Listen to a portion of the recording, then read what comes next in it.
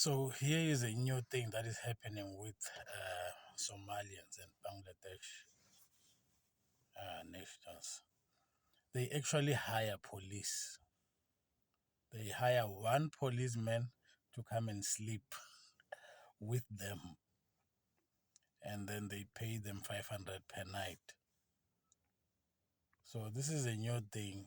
If you are thinking of going to Somalian shop at night, you might find a policeman sleeping in there because they are now buying extra beds for the Somalians, for I mean for the police to come and sleep there. And then another thing is that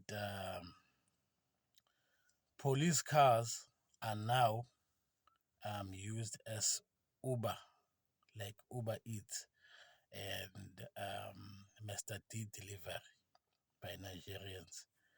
If they want to transport drugs from one destination to another, they just request.